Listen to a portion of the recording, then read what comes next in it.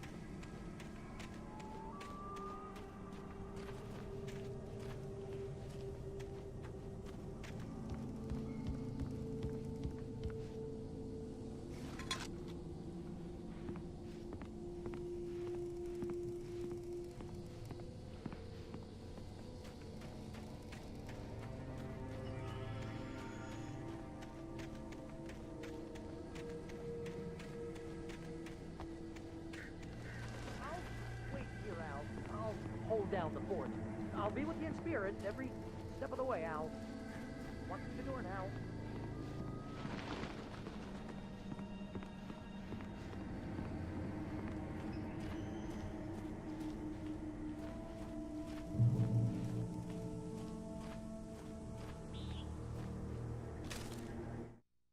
Barry had never gotten along with Alice, but he knew Alan loved her with an almost frightening intensity. And now something had happened to Alice. And here was Al armed with a gun and saying things people got put in padded cells for. It was as if his friend had experienced a massive psychotic episode and was now totally disconnected from reality. It scared the shit out of Barry.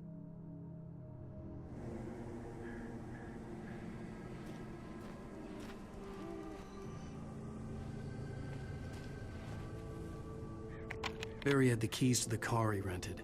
Wasn't a long walk to the visitor center, and it wouldn't be any use to me in the forest.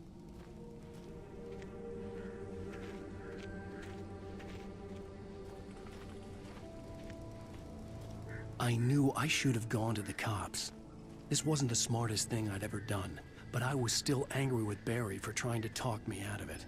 These people had called me right in the sheriff's station. The cops wouldn't scare them, and they had Alice.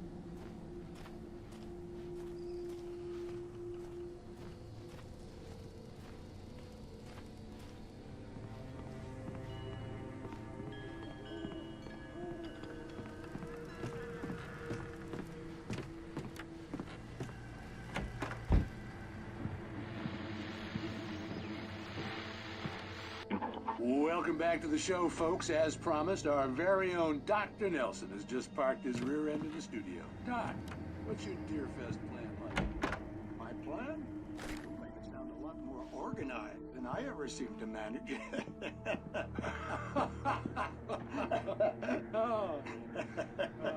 No plan, really. Just taking the atmosphere. I'm getting a little too rickety to do much more than that, you know. Oh, tell me about it. No sack race for us older gentlemen, huh? Yes, exactly, Pat. But I'm going to check out the parade, of course, and I'll be one of them. Too. Well, that takes a different kind of constitution. Oh, yeah, it's my kind of exercise. Now, Doc, seriously, you're in pretty good shape, though. You're the outdoors type. I know for a fact you're an avid fisherman. That's right. Matter of fact, just caught a heck of a largemouth bass early this morning. But you're not taking part in the fishing contest? No, not this year. See, Pat, I'm just not that competitive anymore.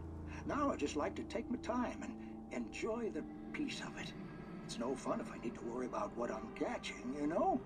Well, considering your track record, the participants are probably pretty happy you feel that way. Well, Pat, that's kind of you to say.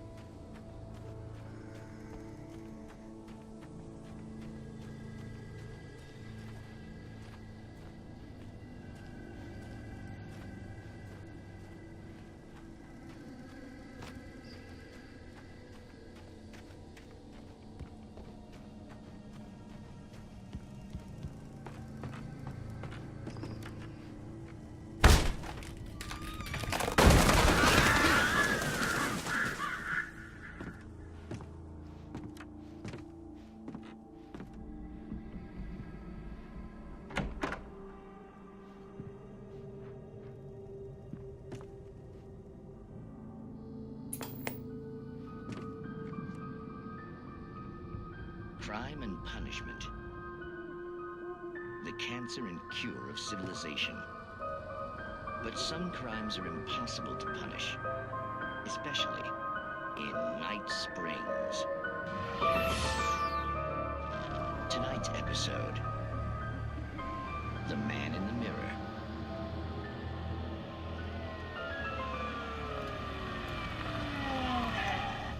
He's inside, Agent. He's a weird one. So, you're confessing to killing that guy, huh? Why? Had it coming? Yeah, but why would you do that? I mean, you're a nice guy. Normal. Took a kid to a soccer game. So how come at the game, you pick a guy and, quoting from the arresting officer's report here, assault the victim's head area repeatedly with the weapon of choice being a pair of bare fists? Wow, that sentence really flows, huh? Maybe you're not the literary type. Okay, so you mess him up. But why? Who was that guy? We couldn't ID him. Why would a guy like you do him like that? I didn't like his face? Well, you must have hated it, because you really went to town there. I mean, there's no way to tell what he looked like. No ID on him either. That must be difficult. But then we ran the fingerprints. Got a match. Your prints. Identical. Huh, how about that? Your son said you were wearing a white shirt when you took him to the game, but the white shirt is on the dead guy. It's plenty red now. You won't get away with this. Do you really think that's in any way relevant to me? I had plenty of time to talk to my boy before the cops arrived, you know? He won't stop screaming, am I right? You think he's ever gonna be okay? I left my mark. Believe me. You bastard. What? You gonna shoot me? What's the point?